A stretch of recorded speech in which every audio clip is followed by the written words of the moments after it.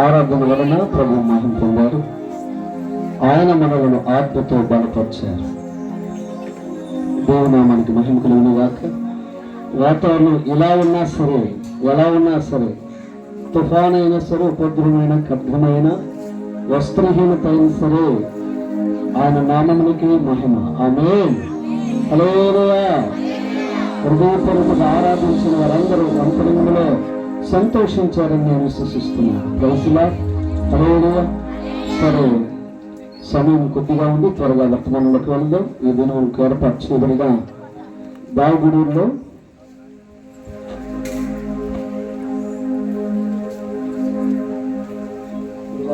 వర్తమానం అందించడానికి సిద్ధంగా ఉన్నారు. మరి వర్తమానానికి ముందుగా ప్రార్థనాపూర్వకంగా మనం వెళ్దాం. ముందుకి దైవజనులు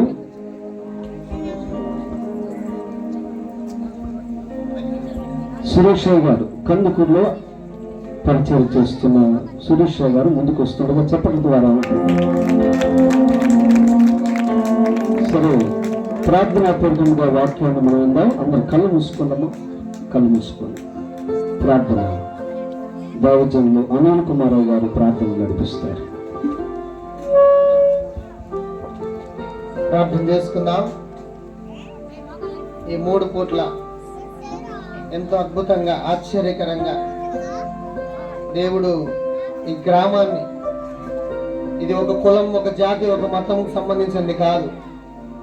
ఈ పచ్చల గ్రామానికి అంతటికి, ప్రతి కులం, ప్రతి వర్ణం, ప్రతి వర్గం, ప్రతి జాతి ప్రజలకు కూడా ఇదెంతో శుభకరమైన ఆనవాళ్ళు కలిగినటువంటి కూడికలు. దేవా, ఈ గొప్ప ధన్యత మా ద్వారా మా గ్రామానికి కూడా ఇచ్చినందుకు నీకు స్తోత్రము నాయన. అందరూ కూడా ఆకాశంలోకి చేతులెత్తి ప్రార్థన చేద్దాం. ఆకాశంలోకి చేతులెత్తి, తండ్రి, ఇది మంచి అవకాశం మాకు ఇచ్చినందుకు నీకు స్తోత్రములు ప్రభువా. మంచి అవకాశం ఇచ్చినందుకు స్తోత్రములు ప్రభువా. అయ్యా, ఈ రూబెన్ మినిస్ట్రీస్ పరిచయాలను ఆశీర్వదిస్తున్నందుకు వందనాలు. దైవ సేవకులు ప్రేరేపించి ఆశ్చర్యకరమైన చక్కటి దేవ కూడికలను జరిగించడానికి కృప చూపినందుకు వందనాలు. దేవా, నీలో ఆనందించే భాగ్యం ఇచ్చినందుకు స్తోత్రాలు. నీ వాక్కులు వినే కృపని ధన్యతనిచ్చినందుకు నీకు స్తోత్రాలు. ఆశ్చర్యకరంగా ఒక్క రోజులోనే మాట్లాడుకొని ఈ 3 పూటల అద్భుతమైనటువంటి కూడికలు జరగడానికి ప్రేరేపించిన, కుప్పలింపిన, సహకరించిన ప్రతి బిడ్డను మీరు ఆశీర్వదించండి తండ్రి. కష్టపడుతున్న మీ దైవదాసులు మీరు దీవించండి నాయన. ఈ కార్యములన్నీ విజయవంతంగా మీరు జరిగించమని ప్రార్థిస్తూ ఉన్నాం. దేవా, ఎవరెవరైతే ఈ పరిచయంలో సహకారులుగా ఉన్నారో వారు, వారి కుటుంబాలు, వారి బిడ్డలు దీవెన నందుదురుగా కానీ దూర ప్రాంతంలో ఉన్న బిడ్డలను ఆశీర్వదించండి. దేవా, మరలా వెళ్ళటానికి సిద్ధపడుతున్న అందరూ మీరు ఆశీర్వదించండి. చదువులు, ఉద్యోగములు, పనిబాటలు, పాడి పంట, చేతి పని, కష్టార్జితమును దీవించమని ఈ రోజు దేవా, మా ప్రియులు ప్రెసిడెంట్ గారి కుమారులు ప్రభునైనా, చిన్నబాబు పాస్టర్ గారినైనా దేవా, దేవాని వాక్కులు పంచుకోబోతుండగా అందరితో మాట్లాడండి, మమ్మల్ని సరిచేయండి. ఈ వాక్కుల చేత మా హృదయములను తృప్తిపరచండి. అభిషేకించి వాడుకోమని ఘనత, మహిమ, ప్రభావం మీకు ఆరోపిస్తూ యేసు నామములో సమస్తమును పొందుకొని వాక్యముల కొరకై హృదయాలు సిద్ధపరచుకొని ఎదురు చూస్తున్నాం మా ప్రియ పరలోకపు తండ్రి. గట్టిగా మేము చెప్దామా? గట్టిగా చెప్దామా? ఈ సమయాన్ని చిన్న పాస్టర్ గారికి ఇస్తా ఉన్నా. చప్పట్లు కొడుతూ ప్రభుని కనపరుస్తూ దైవ సేవకులు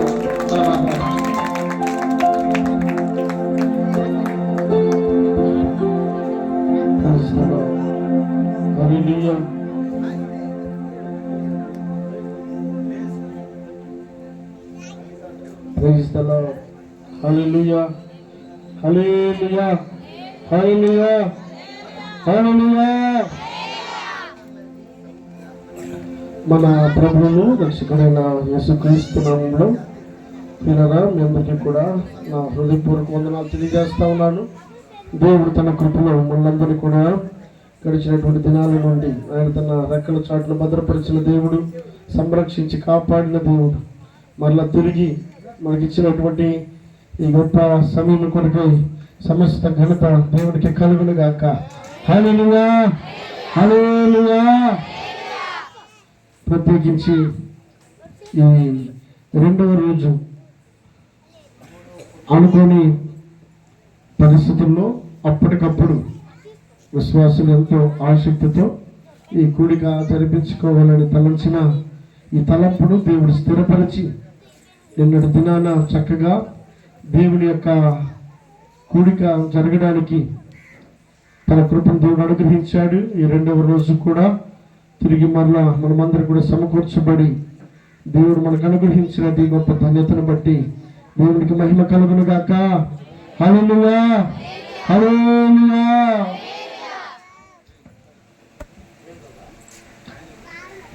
ఈ సమయమున ఇక్కడ ఈ స్థానంలో నిలిచినట్టుకు కారకులు మా ప్రియులు మనందరి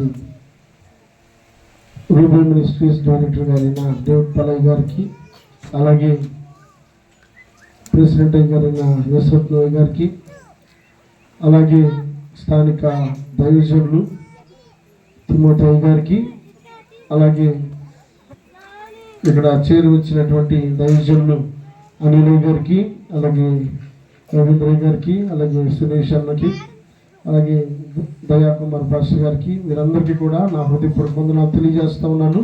చేరి వచ్చినటువంటి అందరికీ కూడా నా హృదయపూర్వక వందనాలు. నేను దావగూడూరులో దేవుని పరిచయం చేస్తూ ఉన్నాను.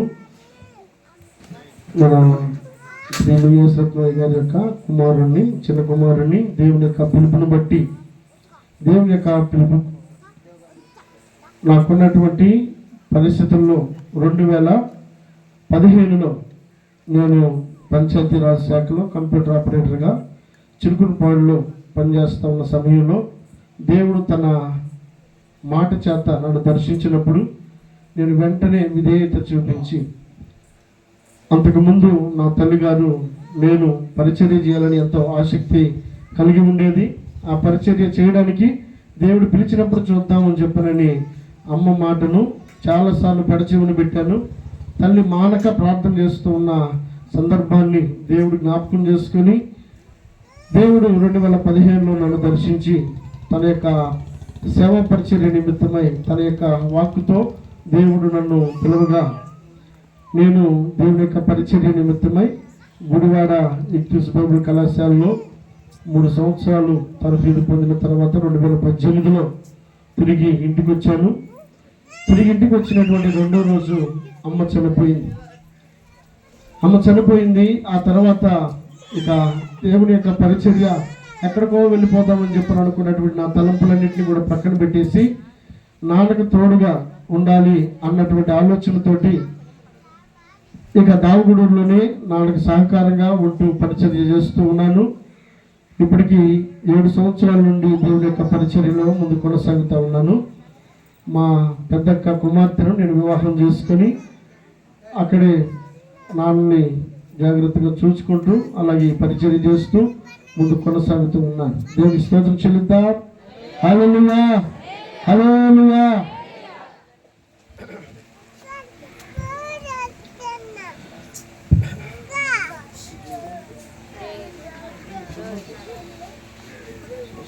Praise the Lord. Praise the Lord. దేవుని యొక్క వాక్యము పరిశుద్ధ గ్రంథంలో కీర్తనల భాగము 26వ కీర్తన, కీర్తనల భాగము 26వ కీర్తన 9వ వచనాన్ని చదువుకుందాం. పాపులతో నా ప్రాణము చేర్చకము, నరహంతకులతో నా జీవమును చేర్చకము. చాలండి. కీర్తనకారుడైనటువంటి దావీదు తన హృదయంలో ఒక ఆశ కలిగి ఉన్నాడు. మనమందరం కూడా చాలాసార్లు మనకు కూడా కొన్ని కోరికలు ఉంటాయి, కొన్ని ఆశలు ఉంటాయి, కొన్ని తలంపులు ఉంటాయి, కొన్ని ఉద్దేశాలు ఉంటాయి, వ్యక్తిగతమైనటువంటి ఆలోచనలు ప్రతి ఒక్కరు కూడా కలిగి ఉంటారు. ఒక్కొక్కరు ఒక్కొక్క ఆశ కలిగి ఉంటారు, ఒక్కొక్క తలంపు కలిగి ఉంటారు.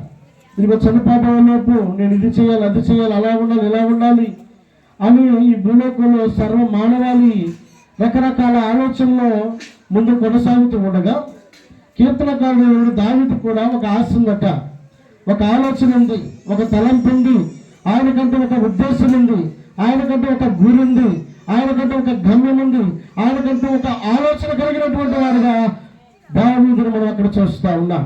కీర్తనకారుడు అంటాడు, పాపులతో నా ప్రాణము చేర్చకము. అంటే చాలా మంది పాపులతో కలిసిపోతా ఉన్నారు. పాపుల వల్ల మార్గాన్ని వెళ్తా ఉన్నారు. వారు నడిచే నడవడికలో నడుస్తూ ఉన్నారు. వారు నిల్చున్న చోట నిల్చుంటా ఉన్నారు. వారు చేస్తున్న పనులకు వారు సహకరిస్తూ ఉన్నారు. కానీ కీర్తనకారుడు మాట ఏమిటంటే పాపులతో మాత్రం నన్ను చేర్చకము అని అంటున్నాడండి. పాపులను గురించినటువంటి ఒక అవగాహన కీర్తనకారుడు దావీదు కలిగి ఉన్నాడు. పాపము చాలా భయంకరమైనది, దానివల్ల కలిగే నష్టాన్ని తెలుసుకున్నటువంటి దావీదు పాపులతో మాత్రం నన్ను చేర్చొద్దు అని అంటా ఉన్నాడు. చాలా మంది లోకంలో ఈ భూమి మీద ఉండగా అనుకునేటువంటి ఆలోచన ఏమిటంటే ఎట్ట బ్రతికినా తక్కడో బిక్కడో ఎట్టో కట్టమనే జీవనాన్ని ముందు కొనసాగిస్తూ ఇలా అందరూ చనిపోతున్నట్లుగా మనం కూడా చనిపోతే చాలే, కాస్త సుఖంగానో సౌఖ్యంగానో బ్రతికితే చాలే. ఈ భూమి మీద ఉండగా మనకు కావలసినటువంటి సౌకర్యం కోసం, మనకు కావలసినటువంటి సుఖం కోసం మన ప్రయత్నం చేస్తూ దానిలో ముందు కొనసాగుతున్నటువంటి వ్యక్తులమైతే అపోస్తలుడైన పౌలు అంటున్న మాట ఏమిటంటే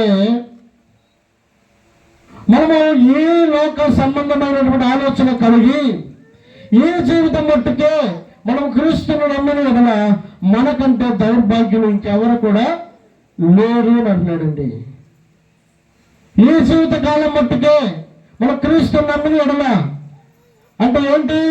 దేవా నాకు బిడ్డలు ఇవ్వయా, దేవా నాకు ఇల్లు ఇవ్వయా, నాకు కారు ఇవ్వయా, నాకు కావాల్సిన సౌకర్యం ఇవ్వయా, నాకు కావలసినటువంటి నేను కోరినటువంటి కోరిక తీర్చయ్యా అని చెప్పనని ఈ లోక సంబంధమైన ఆలోచనకు మాత్రమే మనం పరిమితమై ఉంటే, ఈ లోక సుఖ సౌఖ్యం కోసమే మనం పరిమితమై ఉంటే, ఈ లోక భోగము కోసమే కనుక ప్రయత్నం చేస్తున్నటువంటి వ్యక్తులమై ఉంటే, అపోస్తలుడైన పౌలు చెప్తున్నట్లుగా మనము ఈ జీవిత కాలం మట్టుకే అన్న తప్పున కలిగినటువంటి వారమైతే మనకంటే దౌర్భాగ్యం ఇంకెవరు కూడా లేరు. కాబట్టి భూమి మీద బ్రతికి బట్టగడుతున్న ప్రతి మనిషి కూడా తెలుసుకోవాల్సిన విషయం ఏంటి అంటే ఇదిగో ఈ లోక సంబంధమైనటువంటి ఆలోచన మాత్రమే కాదు, పర సంబంధమైనటువంటి ఆలోచన అవగాహన కలిగి ఉండాలి. ప్రతి ఒక్కరు కూడా పరలోకములో ఉన్నటువంటి నిత్య రాజ్యము గురించినటువంటి అవగాహన కలిగి ఉండాలి. ఈ లోక సంబంధమైనటువంటి సుఖ సౌఖ్యము తాత్కాలికమైనది. పరలోకం అన్నటువంటి నిత్య రాజ్యము అది దీర్ఘకాలముగా నిలిచి ఉండేటువంటి గొప్ప పట్టణంలో నేను నివసించాలని మనం ఆశ కలిగినటువంటి వారమై ఉండాలి. ఎందుకు కీర్తనకారుడు పలుకుతున్నాడు, దేవాలయాలు పాపులతో చేర్చదయ్యా. చాలాసార్లు మనం ఏమంటాం, మనకు నచ్చని ప్లేసులకి మనం పోవడానికి ఇష్టపడం. కారణం ఏంటంటే అక్కడ ఏముందో మనకు తెలుసు కనుక, అక్కడ ఎలా ఉంటుందో తెలుసు కనుక. పలానా వాళ్ళకి ఈ వస్తువు ఇచ్చినమ్మా అని చెప్పారంటే వాళ్ళు కనుక అనుకూలంగా ఉంటే పోయి ఇచ్చేస్తారు, లేదనంటే నేను ఆడికి నా మానుకొని నువ్వే ఇచ్చుకో. కారణం ఏంటి? అక్కడ తీసుకెళ్తున్న వ్యక్తికి ఆ ఇంటి వారికి పడట్లేదు కాబట్టి ఏం చెప్తా, నేను పోను, చేయదలుచుకుంటే నువ్వే చేసుకో అని అంటాం. కీర్తనకారుడు అంటాడు, అవగాహన కలిగినటువంటి మాట మాట్లాడుతున్నాడు, దేవాలయాలు పాపులతో చేర్చొద్దయ్యా అని అంటున్నాడండి. పాపులతో చేర్చకుండా ఉండుటకు నరహంతులతో నా జీవమును చేర్చొద్దు. ఈ లోకంలో పాపము చేసిన వ్యక్తి ఎక్కడికి వెళ్తాడు? ఈ లోకంలో ఇక తన ఇష్టం వచ్చినట్టుగా బ్రతికినటువంటి వ్యక్తి ఎక్కడికి వెళ్తాడు? ఇదిగో తనకు నచ్చినటువంటి చేసినటువంటి ప్రతి కార్యమును బట్టి ఆ మనిషి ఏ మార్గం వైపు వెళ్తా ఉన్నాడు అనేటువంటి ఒక అవగాహన కలిగి ఉంటే కీర్తనకారుడు కోరుకున్నట్లుగా ఈ మధ్యాహ్న కాల సమయంలో నీవు నేను కూడా కోరుకోగలుగుతాం. పాపులతో నన్ను చేర్చొద్దయ్యా అని చెప్పి అంటున్నాడు, నరహంతకులతో నన్ను చేర్చొద్దయ్యా అని అంటున్నాడండి. ఏముంది ఆ పాపులు నివసించేటువంటి స్థలములో అక్కడ ఏముందని మనం ఆలోచన చేసినట్లయితే ఆ 1 యోహాను పత్రిక 3వ అధ్యాయము 4వ వచనాన్ని చూద్దాం. 1 యోహాను పత్రిక 3వ అధ్యాయం 4వ వచనం. పాపము చేయు ప్రతి వాడును ఆజ్ఞను అతిక్రమించును, ఆజ్ఞ అతిక్రమమే పాపము. చాలండి. పాపలతో నన్ను చేర్చొద్దు అని అంటా ఉన్నాడు అంటే వాక్యం సెలవిస్తున్నాడు మాట ఏంటంటే ఇక పాపము చేయి ప్రతి వాడు ఆజ్ఞను అతిక్రమిస్తా ఉన్నాడట. ఆజ్ఞను అతిక్రమిస్తా ఉన్నాడు. ఆజ్ఞను అతిక్రమించినటువంటి మార్గం వేరుగా ఉంటుంది. ఆజ్ఞను అనుసరించినటువంటి వ్యక్తుల యొక్క మార్గం వేరుగా ఉంటుంది. ఈ లోకంలో అన్ని సమానం కాదు. నీవు వాడు కలుసుకున్నట్లుగా ఇదిగో నీ పక్కింటి వారో లేకపోతే నీ పొరుగింటి వారో అందరూ నీతో కలిసి ఉన్నట్లుగానే నేను పరలోకంలో కలిసి ఉండం. అక్కడ వేరు చేయబడతాం, అక్కడ ప్రత్యేకింపబడతాం.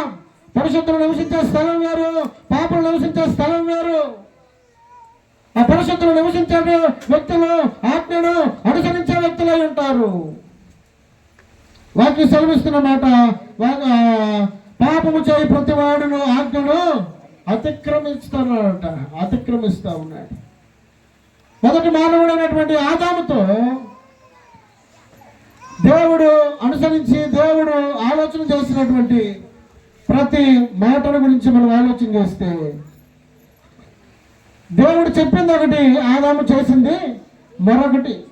ప్రారంభం దేవుడు ఇష్టపడినటువంటి తీరు వేరు, ప్రారంభంలో దేవుడు కోరుకున్నటువంటి తీరు వేరు, ఆదాము పట్ల దేవుడి యొక్క ఉద్దేశం వేరు, దేవుడి యొక్క ప్రణాళిక వేరు. కానీ ఆజ్ఞను అతిక్రమించినటువంటి ఆదాము దేవుడి యొక్క కోపాగ్నికి గురైనటువంటి వ్యక్తిగా మనం చూస్తూ ఉన్నాం. దేవుడు చెప్పింది చేయనటువంటి ఆదాముని గురించి ఆయన అంటున్నాడు, ఆజ్ఞ అతిక్రమమే పాపము. దేవుడు ఏదైతే చెప్పాడో ఇంకో ఈ లోకంలో జీవిస్తున్నటువంటి ప్రతి మనిషికి కూడా దేవుడు ఇచ్చినటువంటి కొన్ని మాటలు, కొన్ని ఆజ్ఞలు, కొన్ని ఆలోచనలను అనుసరించి నడవాల్సినటువంటి వ్యక్తులు కాస్త వారి మార్గాలను తొలగిపోయినటువంటి వారిగా మనం చూస్తూ ఉన్నాం. వారికి నచ్చినటువంటి మార్గాల వైపు వారు ప్రయాణం చేస్తున్నట్లుగా మనం చూస్తూ ఉన్నాం. కానీ దేవుని యొక్క వాక్యం సెలవిస్తూ ఉన్నటువంటి మాట ఏమిటంటే ఆజ్ఞ అతిక్రమమే పాపమై ఉన్నప్పుడు ఆ వ్యక్తుల యొక్క మార్గము ఎలా ఉంటుంది? కీర్తన భాగము 1వ అధ్యాయము 1వ వచనం చూస్తే, ఆ దుష్టుల ఆలోచన చొప్పున నడవక, పాపల మార్గములు నిలవక, అపహాసకులు కూర్చున్న చోట కూర్చుండక, యెహోవా ధర్మశాస్త్రమునందు దివారాత్రము తనను ధ్యానించేవాడు ధన్యుడు. అతడు నీటి కాలంలో ఎవరు నాటబడినది ఆకు వాడక తన కాలమందు ఫలమిచ్చే చెట్టు వలె ఉండును. అతడు చేయనిదంతయు సఫలమగును. దుష్టులు అలాగే ఉండక గాలి చెదరగొట్టు పట్టు వలె ఉందురు. కాబట్టి న్యాయ మనసుల దుష్టులను నీతిమంతుల సభలో పాపలను నిలవరు. చాలండి. 2 మార్గాలు వేరు. దేవుడికి ఇష్టమైనటువంటి వ్యక్తుల కొరకు సిద్ధపరిచిన మార్గం వేరు, దేవుడికి నచ్చినటువంటి దేవుడి యొక్క ఆజ్ఞకు అనుసరించిన వ్యక్తులకు దేవుడు సిద్ధపరిచినటువంటి మార్గం వేరు.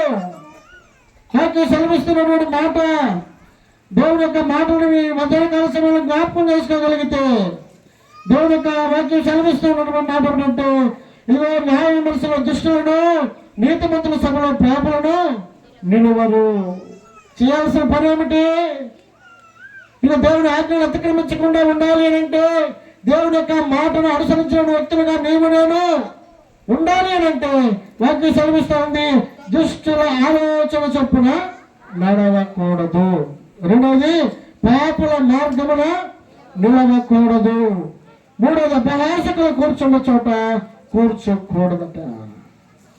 నిలబడకూడదు, నడవకూడదు, కూర్చోకూడదు. ఏది చేయాలో అది చేయగలిగితే అతడు నీటి కాలములో ఎవరు నాటబడిన చెట్టు వలె ఆకు వాడక తన కాలమందు ఫలమిచ్చే చెట్టు వలె ఉంటాడట. దేవుని స్తోత్రం చెల్లిద్దాం.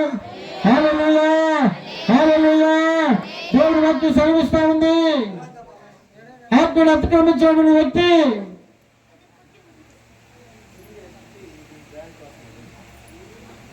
దేవుని యొక్క చిత్తాన్ని ఏమాత్రము నెరవేర్చలేడు. కాబట్టి ఈ మధ్యాహ్న కాలంలో దేవుని వాక్యం సెలవిస్తా ఉంది. యెషయా గ్రంథము 1:28 కీర్తనకారుడు ఎరిగినటువంటి కీర్తనకారుడు అంటాడు, అయ్యా పాపలతో నా ప్రాణం చేర్చద్దయ్యా, బలవంతులతో నా జీవాన్ని చేర్చద్దయ్యా. ఎందుకనంటే యెషయా గ్రంథము 1:28 అతిక్రమము చేయవాడును పాపలను నిశ్చయముగా నాశనమగుదురు. చాలండి. అతిక్రమం చేయవారును పాపలను నిశ్శేషముగా నాశనమగుదురు. యెహోవాను విసర్జించిన వారు లవమగుదురు. ఇది తెలుసుకోవాలి మనిషి. ఇది తెలుసుకోకుండా ప్రయాణం చేస్తా ఉన్నాడు. నాకు నచ్చిందే కరెక్ట్ అనుకుంటా ఉన్నాడు, నాకు తెలిసిందే కరెక్ట్ అనుకుంటా ఉన్నాడు. మనకు తెలిసినవన్నీ కూడా వాస్తవాలు కాదు. దేవుని యొక్క వాక్యపు వెలుగులో నువ్వు కనుక సరి చేసుకోగలిగితే వాక్యము నీకు బోధిస్తుంది, వాక్యము నీకు తెలియపరుస్తుంది, వాక్యము నిన్ను సరి చేస్తుంది, వాక్యము నిన్ను బాగు చేస్తుంది. దేవునికి మహిమ కలుగును గాక. హల్లెలూయా. మనుషుల మాటలు మనల్ని మభ్యపెట్టచ్చేమో కానీ దేవుని మాటలు మనలను సరైనటువంటి మార్గంలోకి నడిపిస్తాయి.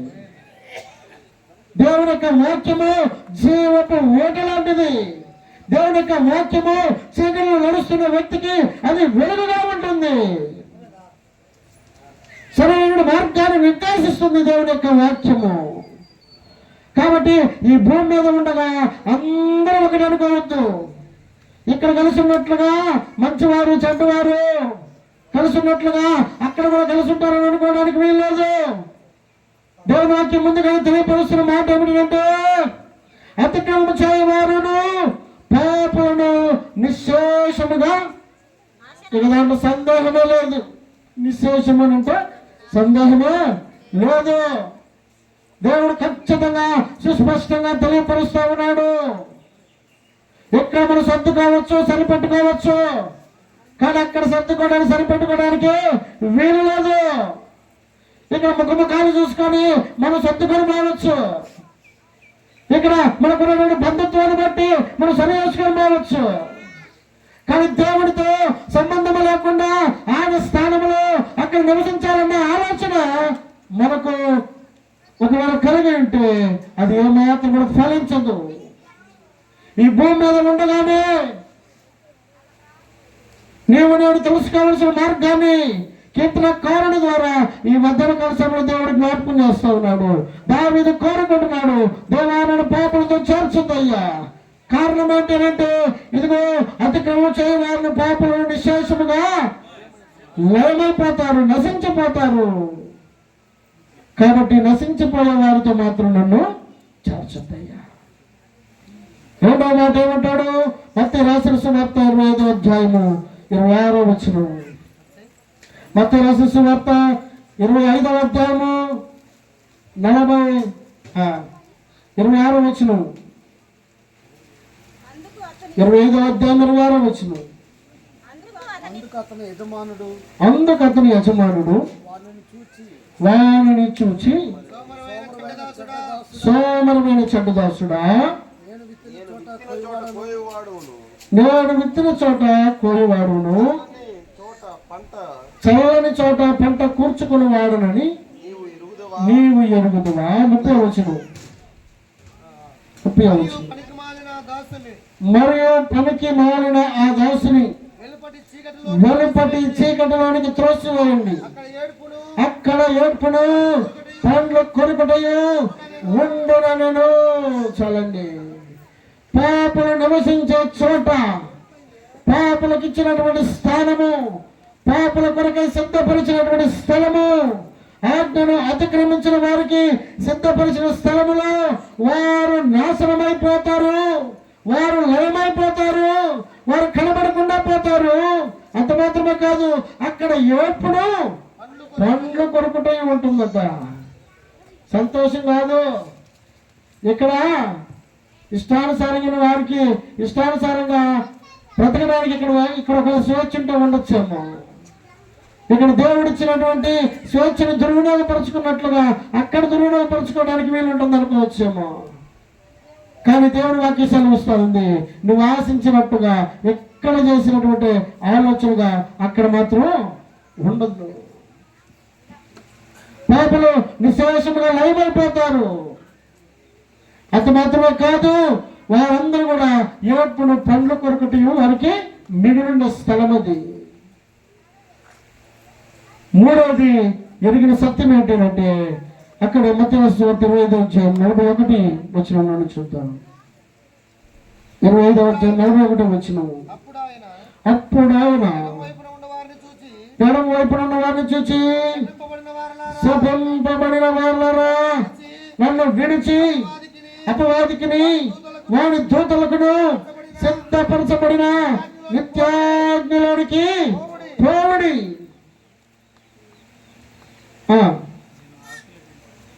నేను ఆకలి కొంటిని, మీరు నాకు భోజనం పట్టలేదు. దప్పి కొంటిని, మీరు నాకు దాహం వేయలేదు. పరదేశం అయ్యుంటిని, మీరు నన్ను చేర్చుకోలేదు. దిగంబరుడై ఉంటిని, మీరు నాకు బట్టలు ఇవ్వలేదు. రోగినై ఉంటి చెరసాలలో ఉంటిని, మీరు నన్ను చూడరాలేదు. మీరు అందుకు వారును, ప్రభా మేమెప్పుడు నువ్వు ఆకలి కొని ఉండుటైనను, దప్పుగా కొని ఉండుటైనను, పరదేశ అయి ఉండుటైనను, దిగంబరి అయి ఉండుటైనను, రోగి అయి ఉండుటైనను, చెరసాలలో ఉండుటైనను చూచి నీకు ఉపచారము చేయకపోతామని ఆయన అడిగిరి.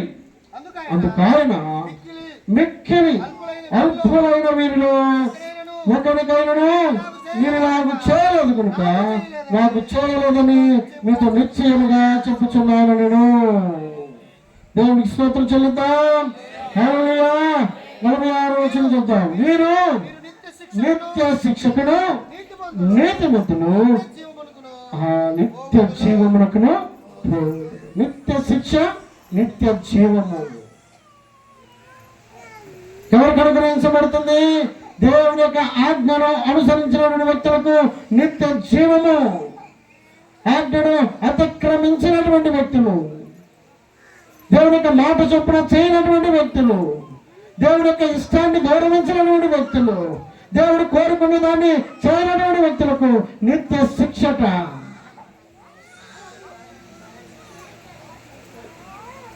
కనుక ఈ మధ్యాహ్న కాల సమయంలో దేవుడు వాక్యం సెలవిస్తూ ఉంది. దేవుడు యొక్క మాట సెలవిస్తున్న మాట ఇదిగో, అప్పుడు ఆయన ఎడమ వైపు ఉండి వారిని చూచి శపింపబడిన వాళ్ళ నన్ను విడిచి అపవాదికిని వాడి దూతలకు సిద్ధపరచబడిన నిత్యాగ్నిలోనికి పోవుడి. ఎక్కడ సిద్ధపరచబడింది పాపులకు స్థానము?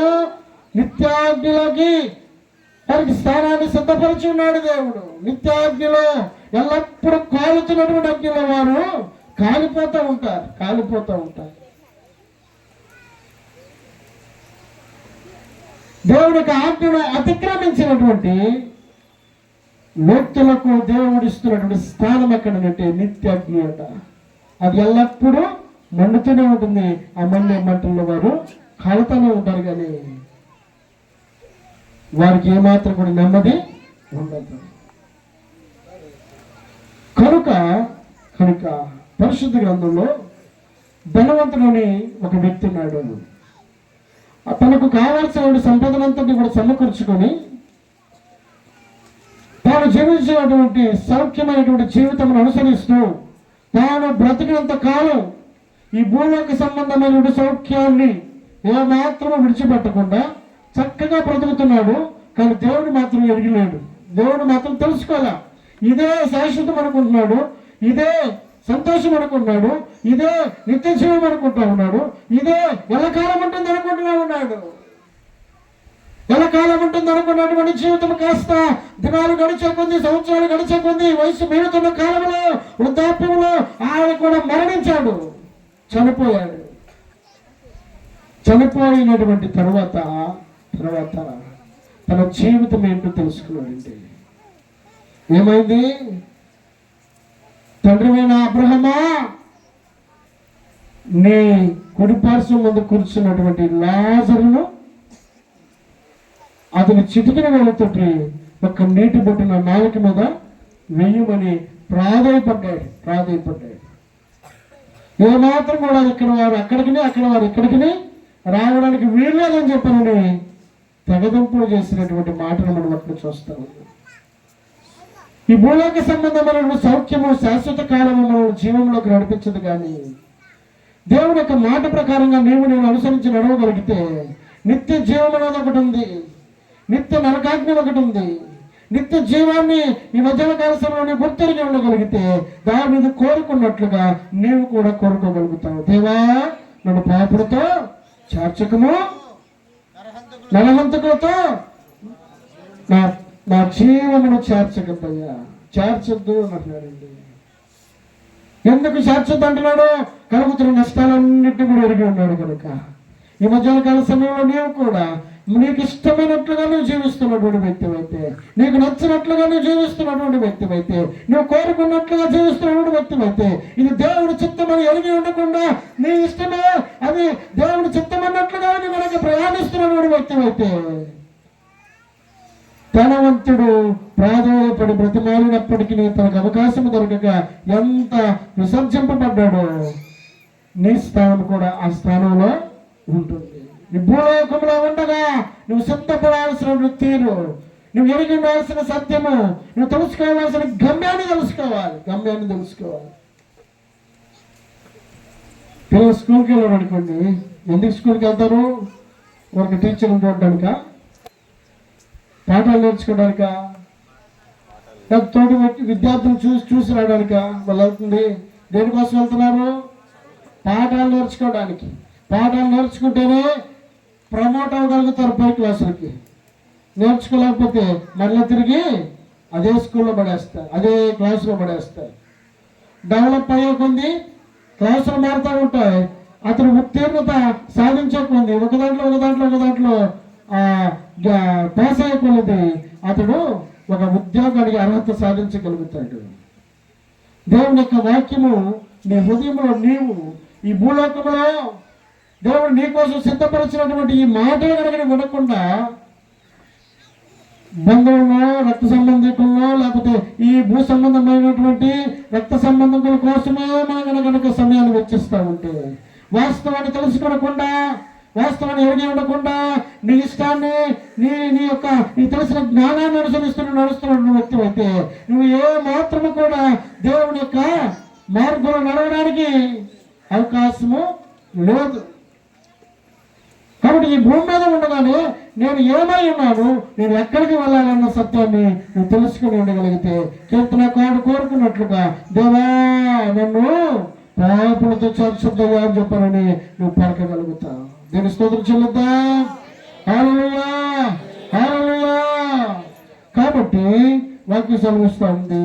ఒక మాట జ్ఞాపకం చేసుకుందాం.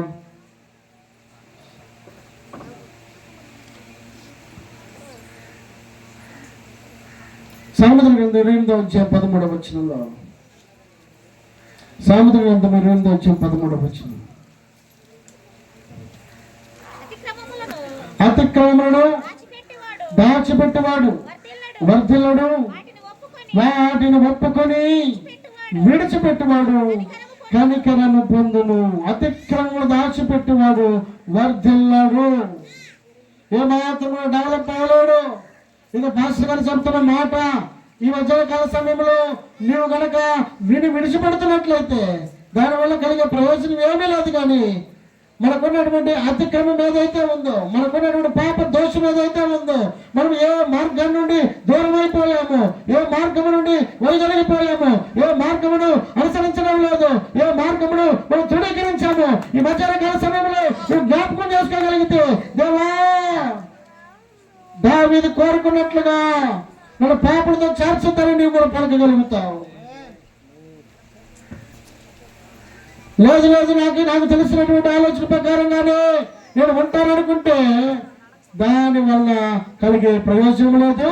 నువ్వేమాత్రము వర్ధిల్లము. నువ్వు వర్ధిల్లాలి అంటే అతిక్రమమును విడిచిపెట్టాలి. ఒకనొక సమయాన మోషే అనబడినటువంటి దైవజనుడు దేవుడు కోరుకొని ఇశ్రాయేలు ప్రజల్ని ఐగుప్తు ప్రాంతం నుండి విడిపించాడు. విడిపించిన తర్వాత నడిపిస్తూ ఉన్న కాలంలో అనేక రకాలైనటువంటి పరిస్థితులు వారి కళ్ళ ముందు ఉన్నప్పుడు మోషే దేవుని వైపు చూసి పరిస్థితులన్నింటినీ కూడా ఆశీర్వాదకరంగా మార్చాడు. కాలం గడిచింది, వయసు పెరిగిపోయింది, మోషే చనిపోయాడు. తదుపరి తన అనుసరిస్తున్నటువంటి యెహోషువైనటువంటి గొప్ప దైవజనుడిని దేవుడు కోరుకున్నాడు. అయ్యా, నాకు భయం, నేను నడిపించడానికి నాకు సామర్థ్యం సరిపోదనంటే, భయపడొద్దు, నేను నీకు మోషకు తోడుగా ఉన్నట్లుగా నేను నీకు తోడుగా ఉన్నాను అని ధైర్యాన్ని ఇచ్చి యెహోషువను వారితో పాటు నడవడానికి దేవుడు యెహోషువను నిలబెట్టాడు. నేను స్తోత్రం చెల్లిద్దాం. హల్లెలూయా. యెహోషువతో పాటు నడుస్తున్నటువంటి లక్షల మంది కాల్బలంలో వారందరూ కూడా మోషేను అనుసరిస్తూ ఉన్నారు. వారందరూ నడుస్తున్న మార్గంలో యోర్దాను ఎదురొచ్చింది. యోర్దాను ఎదురొచ్చినప్పుడు వారు దేవుని వైపు చూశారు. వారి కాళ్ళు నీళ్లను తాకగానే నీళ్లు ఆరు నేలగా మారిపోయినాయి. ఆ యోర్దాను దాటుకుని ముందుకు వచ్చారు. ముందుకు వచ్చిన తర్వాత యెరికో అనేటువంటి ఒక పట్టణము వారికి ఎదురుగా నిలబడింది. ఆ ఎదురుగా నిలబడినటువంటి ఆ పట్టణమును అది దాటుకుని వెళ్ళాలి అంటే వారికి ఏ మాత్రం కూడా ఎక్కడ మార్గం లేదు. అది దాటుకుని వెళ్ళాలి అంటే ఆ యెరికో కూలిపోవాలి. కాబట్టి వారు దేవుని వైపు చూసి దేవుడిని అడిగినప్పుడు దేవుడు 7 రోజులు మీరు దేవుడు దాని చుట్టూ కూడా స్తుతించమని వారితో చెప్పినప్పుడు వారు స్తుతించారు.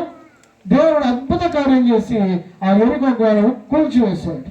దేవుని స్తోత్రం చెల్లిద్దాం. హల్లెలూయా.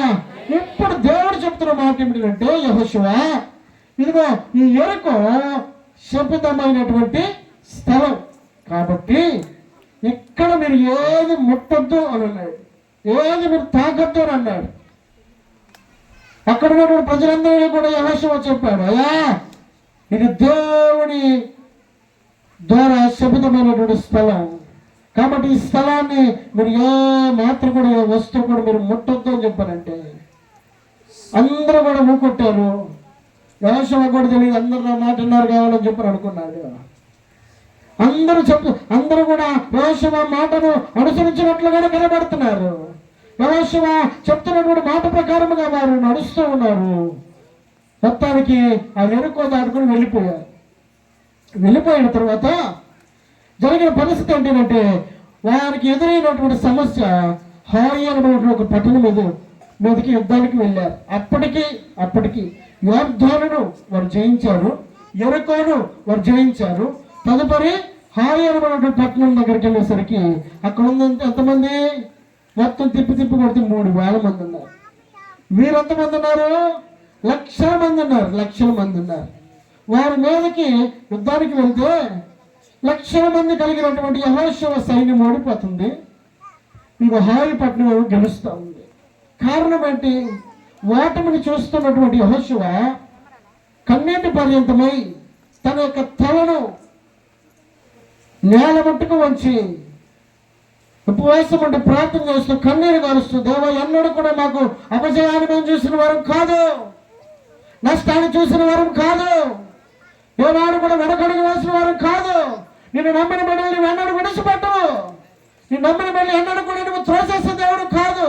వారు ఆయన తట్టు చూడగా వారికి వెలుగు కలిగిన, వారి ముఖములు ఎన్నడూ లజ్జింపకపోయాను అన్న మాట ప్రకారంగా నిన్ను అనుసరించి నడిచిన మా జీవితాల్లో ఏనాడు కూడా మాకు అపజయమే తెలియదు కదా నాయన. నాడు మోషేను నడిపించిన కాలం నుండి నేను నడిపిస్తున్నటువంటి ఈ కాలంలో వరకు కూడా నువ్వు మాకు జయాన్ని ఇచ్చావు తప్ప అపజయాన్ని ఏనాడు కూడా ఇవ్వలేదు. మేము తలెత్తుకునే వారంగా ఉన్నాము తప్ప తలదించుకునే వారంగా నువ్వు చేయలేదు. సముద్రాన్ని సైతం 6 నెలలుగా చేసిన దేవుడు నీవు. ఇది ఆకాశము నుండి మన్నాను కురిపించిన దేవుడు నీవు. బండను కొడితే నీటినిచ్చిన దేవుడు నీవు. ఇంత గొప్ప కార్యాలు చేయగలిగిన దేవా, ఎందుకు హాయిపట్నం మీద విజయాన్ని మేము చూడలేకపోతా ఉన్నావు?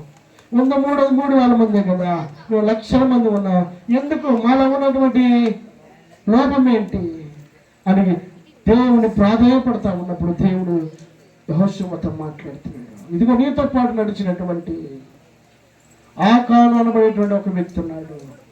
ఆ వ్యక్తి చేసిన పని ఏంటో తెలుసా?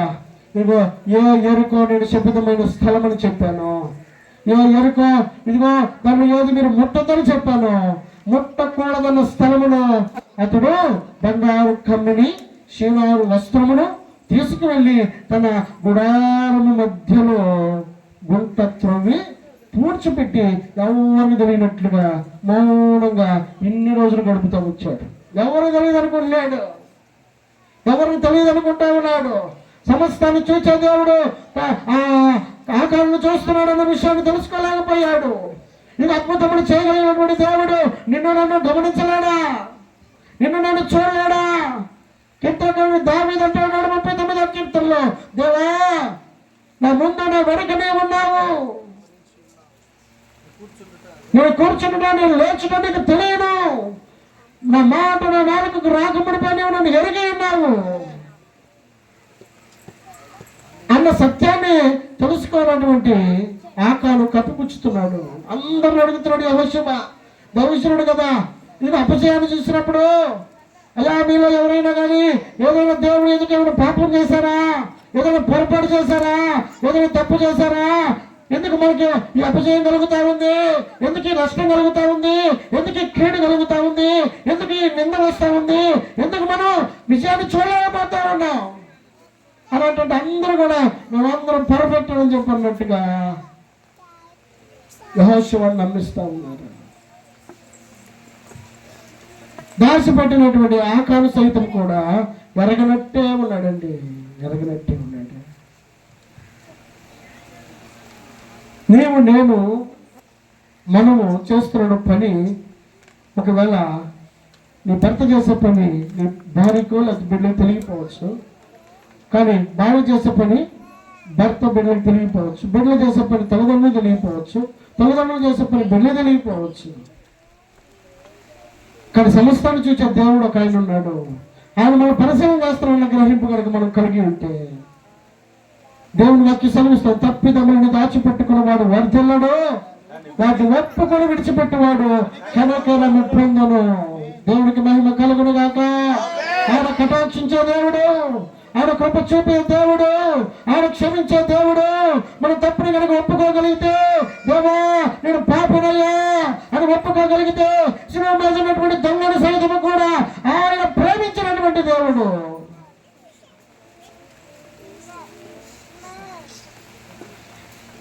పాపాత్మురాలైన స్త్రీని అందరూ అసహించుకుంటూ ఉండగా ఆయన పాదాల దగ్గరికి వచ్చి ఆమె కారుస్తున్న కన్నీటిని చూసినటువంటి దేవుడు.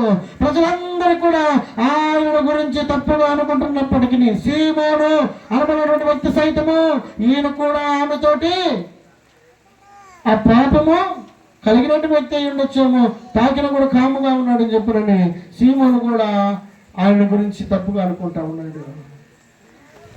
కానీ యేసుక్రీస్తు ప్రభువు వారు మాత్రం లోకమంతటి దృష్టిలో పాపాత్మరాలను పిలువబడినప్పటికీ దేవుడు మాత్రం యేసుక్రీస్తు ప్రభువు వారు మాత్రం ఆమె పశ్చాత్తాపమును ఆమె మారు మనసును చూసిన వాడే, అమ్మా నువ్వు సమాధాన కలదానమై వెళ్ళు అని అన్నాడండి.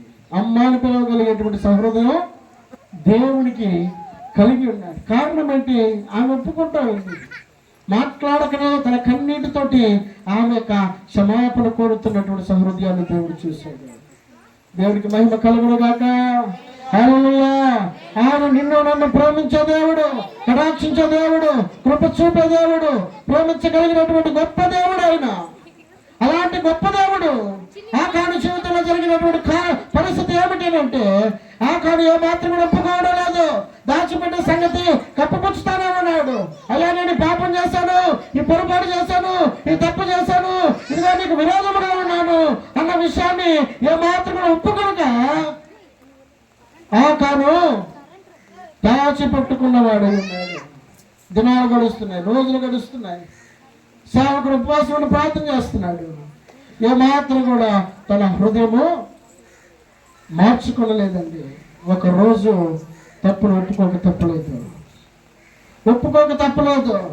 ఒప్పుకోక తప్పనటువంటి దినాన ఇప్పుడు చెబుతున్నాడయ్యా నేను చేసిన మాట వాస్తవమే. యెహోషువ గ్రంథంలో ఒక మాట జ్ఞాపకం చేసుకుందాం. యెహోషువ గ్రంథం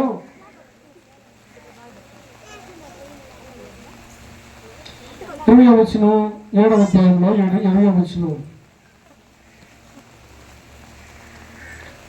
యెహోషువ గ్రంథం 7వ అధ్యాయము 21వ వచనం.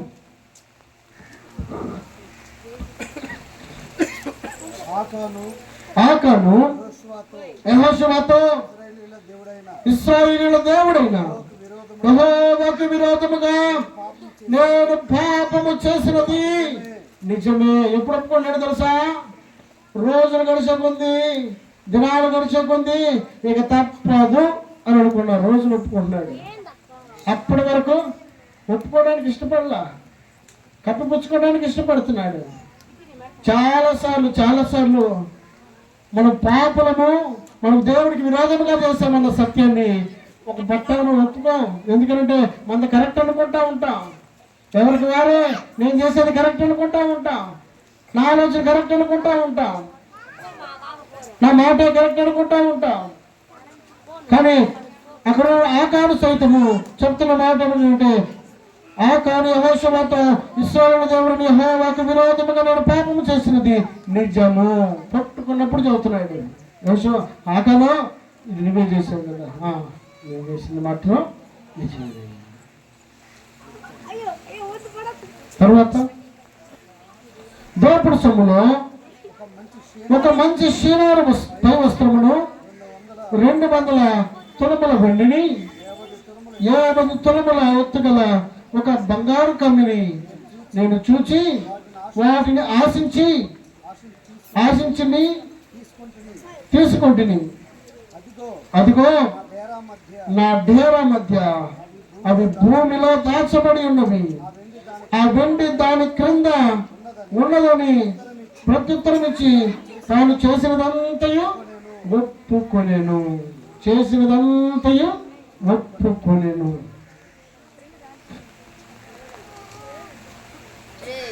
ఆకాను చేసినటువంటి పొరపాటు, ఆకాను చేసినటువంటి తప్పిదము, దేవుడికి విరోధముగా చేసినటువంటి పాపము, ఇది వెంటనే ఒప్పుకున్నట్లయితే క్షమించబడేవాడేమో కానీ వెంటనే ఒప్పుకోవడానికి ఇష్టపడలా.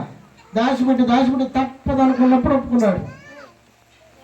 అది ఏమాత్రం కనకరం పొందగలుగుతాడా? వెంటనే కనుక ఒప్పుకున్నట్లయితే క్షమాపణ పొందగలిగి ఉండేవాడేమో కానీ ఆకాను ఎన్ని చెప్పినప్పటికీ ఒప్పుకోవడానికి తన మనస్సును కప్పపుచ్చుకున్నాడు కనుక చివరికి ఎప్పుడుకో ఒప్పుకున్నాడు. ఇది చేసింది అంటే బలవంత పెట్టకపోతే అట్లాగే దాచిపెట్టుకునేవాడుగా. కాబట్టి అలాంటి హృదయాన్ని కలిగినటువంటి ఆకాన్ని ఏం జరిగింది? చివరి పరిస్థితిలో అతను రాళ్లతో కొట్టి చంపేశారంట. ప్రయోజనం లేకుండా పోయింది తన జీవితము, దేవుడికి ఇష్టముగా లేకుండా పోయింది తన జీవితము, నడిపించిన సేవకుడికి ఇష్టముగా లేకుండా పోయింది తన జీవితము. ఒప్పుకొని ఉంటే ఒకవేళ క్షమాపణ పొందిండేవాడేమో, ఒప్పుకొని ఉంటే ఒకవేళ అతడు దేవుడి యొక్క కృపను పొందుకుని ఉండేవాడేమో. ఒప్పుకోని కారణాన్ని బట్టి బలవంతంగా ఒప్పుకున్నాడు కాబట్టి ఇప్పుడు రాళ్లతో కొట్టి చంపబడ్డాడు. తన జీవితంలో ఒక మార్గమును ఏర్పాటు చేసుకోలేకపోయాడు. తన కాలాన్ని ముగించలేపు తన జీవితమును సరైన మార్గం వైపు నడిపించుకోలేకపోయాడు ఆకాను. దేవుడు వాక్యం సెలవిస్తుంది, అతిక్రమం దాచిపెట్టుకున్నవాడు వర్ధిల్లును. ఎందుకని వర్ధిల్లుతాడు? ఎవరు వర్ధిల్లారు? 51వ కీర్తనల భాగం 51వ అధ్యాయంలో మొదటి వచనంలో కీర్తనకారుడు అంటాడు, దావీదు కూడా ధైర్యం ఏంటి? దేవా నన్ను పాపంతో చేర్చుతాయాలంటున్నాడు కదా. దావీదు కూడా ధైర్యం ఏంటి? తప్పుదమ్ము దాచిపెట్టుకున్నాడు, వర్ధిల్లుడనే సత్యం తెలుసు దావీదుకి. కాబట్టి తప్పు చేసిన వెంటనే దావీదు చేస్తున్న పని ఏంటి అంటే, దేవా నీ కృప చొప్పున నన్ను కరుణింపుము, నీ వాత్సల్య బాహులము చొప్పున నా అతిక్రమమును తుడిచివేయము, నా దోషము పోవనట్లు నన్ను బాగుగా కడుగుము. చాలండి. దానిపైన చిన్న అక్షరాలతో రాయబడిన మాట చదివితే,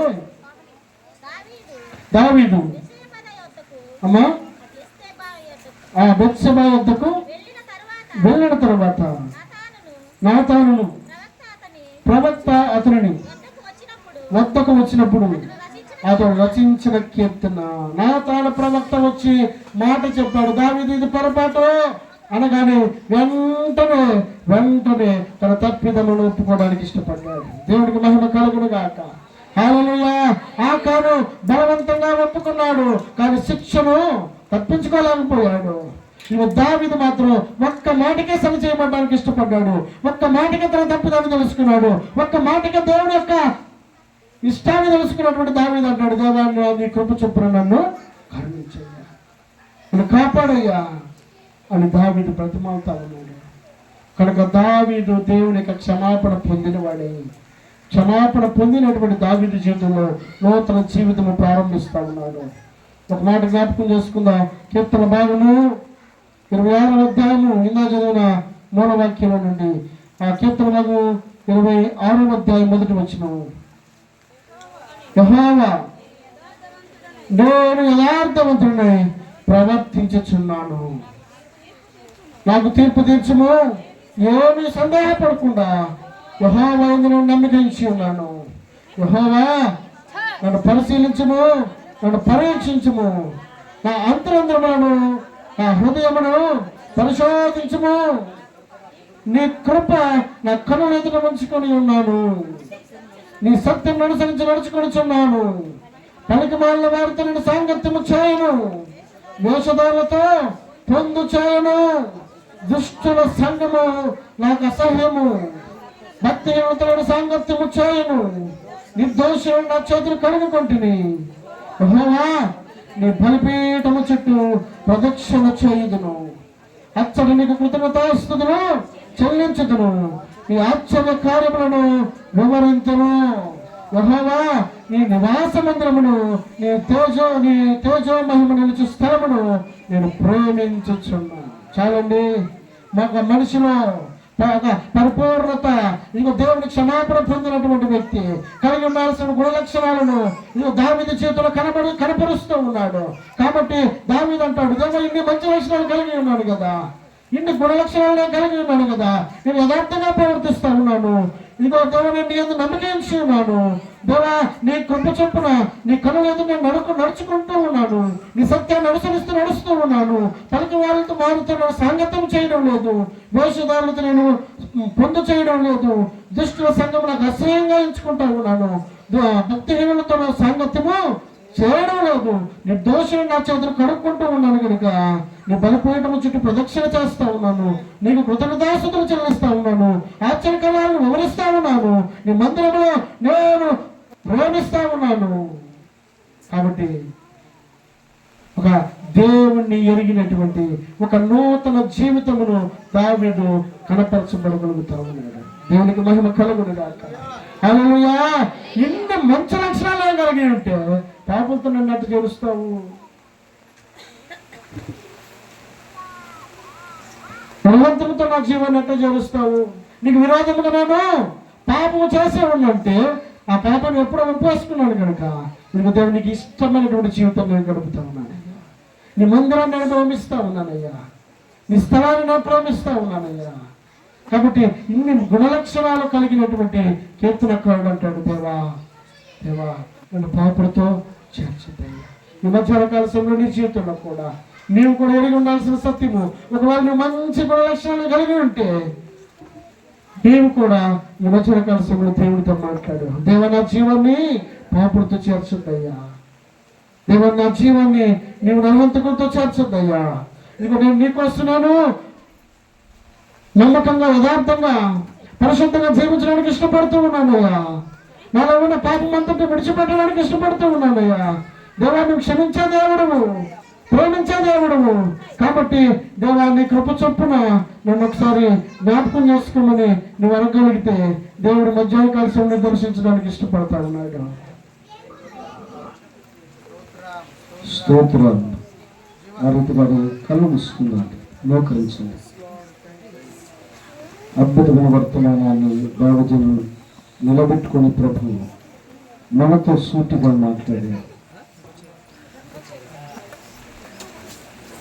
మన ప్రాణము పాపల మధ్యలో ఉండబోయి మన జీవము నరహంతకుడికి ఏర్పాటు చేసిన స్థలం ఉండకూడదని దావీదు కోరినట్టుగా మనం కోరాలని మరి అవకాశాన్ని దేవుడిస్తున్నాడు. అందరూ కళ్ళు మూసుకుందాం, అందరూ మోకరించండి.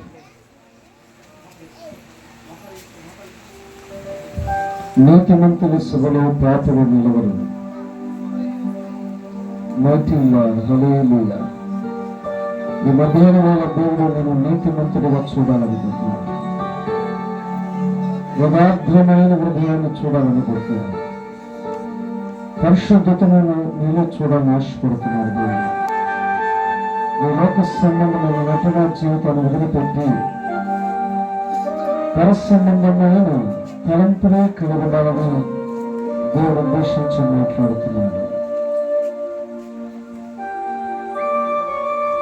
ప్రతి ఒక్కరు కూడా నోరు తెరిచి మన పాపములను, మన విధేయతలను, మన బలహీనతలను క్షమించదగిన ప్రభు పాదాలు పట్టుకుని ఏడుకోమండి.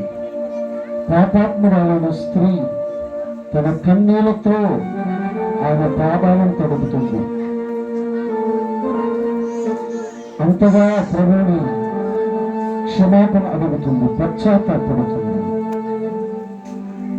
నాకు ఈ పాప రాత బ్రతుకుపోయా, ఈ నటనా జీవితం నాకొద్దయ్యా, నీ వంటి నీతిని నాకు దయచేయండి.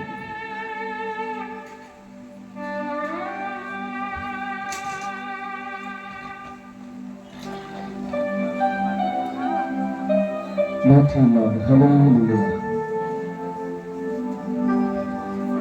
నా పాపము బాప నరరూపి కైనావు,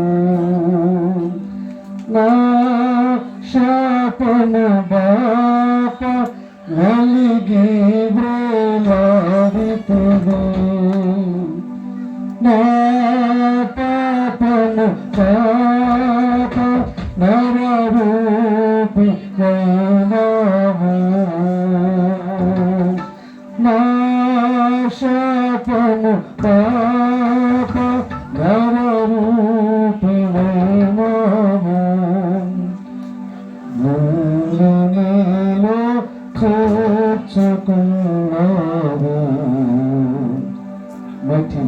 ఆయన మన పాపములను క్షమించే దేవుడు, మన పాప రాత బ్రతుకు నుండి విడిపించే దేవుడు, మన కట్లను బంధుకుల నుండి విడిపించే దేవుడు, అపవాది కాదిక్యం నుండి విడిపించదగిన ప్రభు పాదాలు పట్టుకుని అడుగుతాను.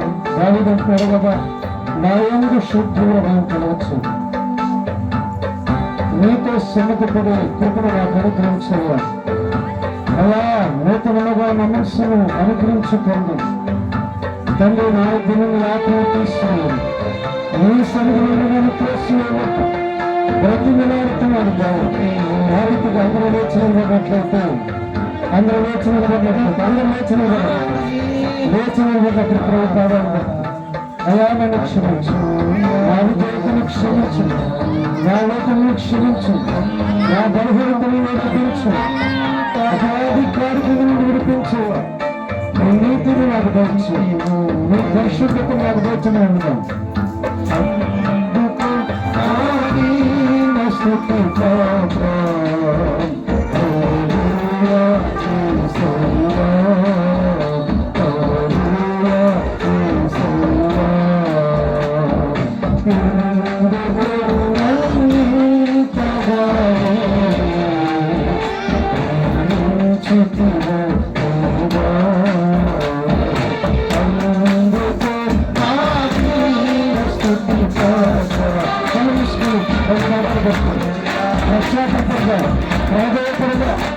అలా నా ప్రాణ పాత్రలు నా జీవన హంతకుని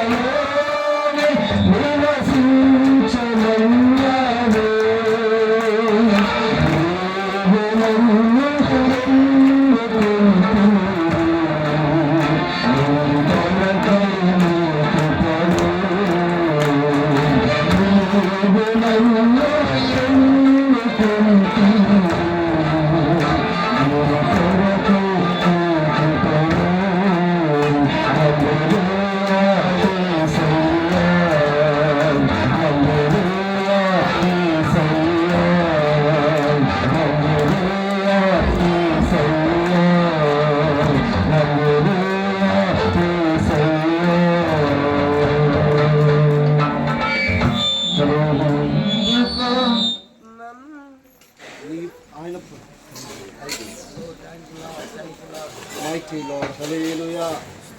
దయగల ప్రభువా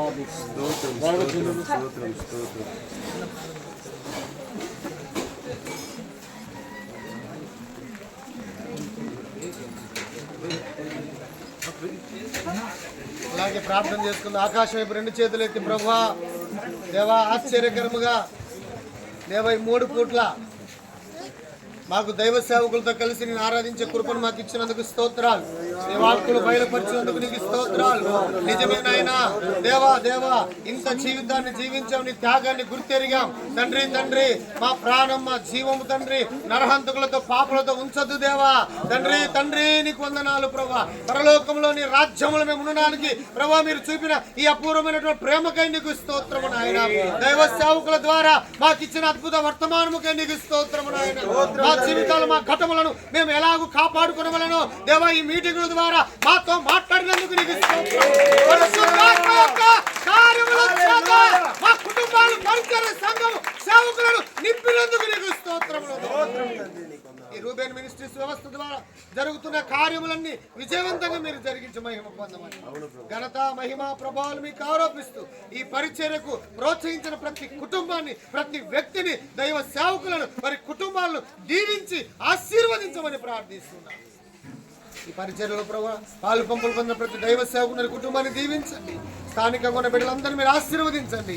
ఈ రూబేన్ మినిస్టర్ నాయకులను ప్రభావ సేవకులను ప్రభావ సంఘములను కుటుంబాలను మీరు దీవించి ఆశీర్వదించమని రాబోయే దినాల్లో ఇంకా ఘనమైన కార్యాలు ఈ సంఘంలో జరుగునట్లు మీరు సహాయము దయచేయమని ఘనత మహిమ ప్రభావాలు మీకు ఆరోపిస్తూ యేసు నామములో అడిగి సమస్తమును పొందుకొని ఉన్నాం మా ప్రియ పరలోకపు తండ్రి. మన పరమ తండ్రి అయిన దేవుని యొక్క ప్రేమ, మన ప్రభువును రక్షకుడు మోచకుడు యేసుక్రీస్తు ప్రభువుల వారి కృప, పరిశుద్ధాత్మన్యోన్య సహవాస సన్నిధి చేరి ఉన్న మనకును సకల లోక సకల పరిశుద్ధులకును దైవదాసుల కుటుంబానికి ఈ రూబేన్ మినిస్ట్రీస్ వ్యవస్థ అంతటికి స్థానిక సేవకుల కుటుంబాలకు పరిచర్లకు సంఘములకును సదా తోడయుండి సంరక్షించి వర్ధిల్లింప చేయును గాక. గట్టిగా చెప్దామా? దగ్గరగా చెప్దామా? మరొకసారి గట్టిగా చెప్దాం. బోలో యేసు మహారాజుకే, రాజుల రాజుకే, ప్రభుల ప్రభుకే, రాబోతున్న యేసు రాజుకే. అందరికి వందనాలండి. దైవజనులు తిమోతి గారు మాట్లాడతారు. అందరికి వందనాలు. దేవుని స్తోత్రం చెప్పండి. హల్లెలూయా, హల్లెలూయా. మహాకృపను బట్టి మరి ఈ దినం వరకు కూడా చక్కగా మీటింగ్ జరిగినాయి.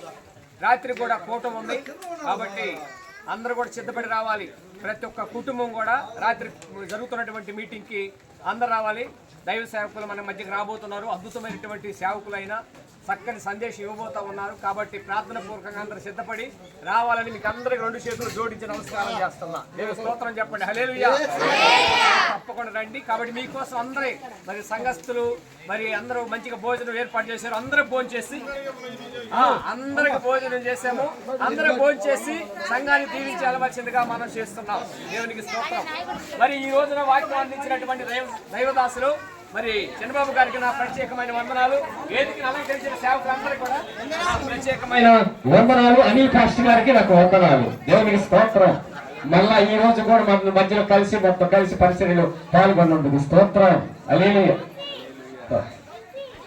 అందరూ